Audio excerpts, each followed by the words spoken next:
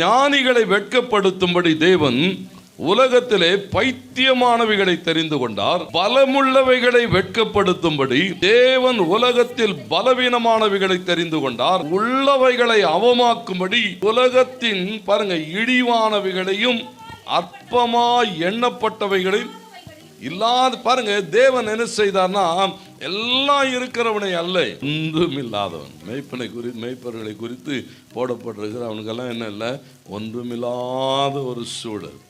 பவுல் சொல்லுகிறான், ஞானிகளை வெட்கப்படுத்தும்படி. ஆண்டவருக்கு மகிமை உண்டாகட்டும். உள்ளவைகள் எல்லாம் பெருமை பாராட்டுகிறவனை தேடி அல்ல இருக்கிறார்னா, ஒவ்வொரு நாளும் என்ன செய்ய வேண்டி இருக்கிறதா, தேவனுக்கு எவ்வளவு நன்றி உள்ளவர்களாக இருக்கணும். எவ்வளோ பேர் இருக்காங்களே, கர்த்தருக்கு மகிமை உண்டாட்டும். ஞானிகள் இருக்கிறார்கள், பிரபுக்கள் இருக்கிறார்கள், எல்லாம் இருக்கிறாங்க.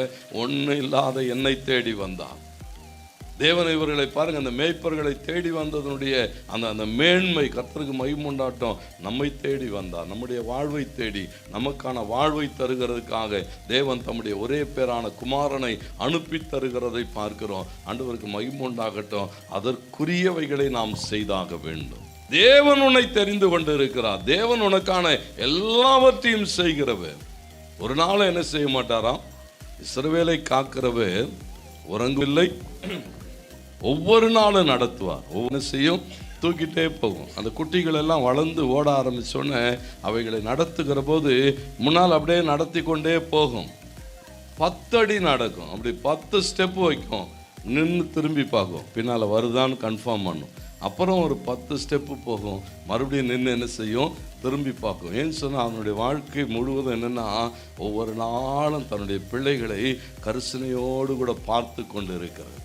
அந்த பூனை குடும்பமே அப்படி தான். பூனை குடும்பத்தில் பெரிய பூனை என்னன்னு பார்க்குறோம், அந்த சிங்கத்தை பார்த்தீங்கன்னு சொன்னால் ஏதாவது நின்று திரும்பி பார்க்கும். சிங்கம் நடைய பார்த்தீங்கன்னு சொன்னால் அப்படியே போகும்போதும் வலதுபுறத்திலும் இடதுபுறத்திலும் பார்த்து கொண்டே போகும். கர்த்தருக்கு மகிமை உண்டாகும். ஏன்னு சொன்னால் பெரிய பாதுகாப்பு. தன் குடும்பம், தன் பிள்ளைகள், அவைகளை குறித்த கரிசனை, இவைகளை பார்க்கிலும் மேலான தேவன். உறங்குகிறதும் இல்லை, தூங்குகிறதும் இல்லை.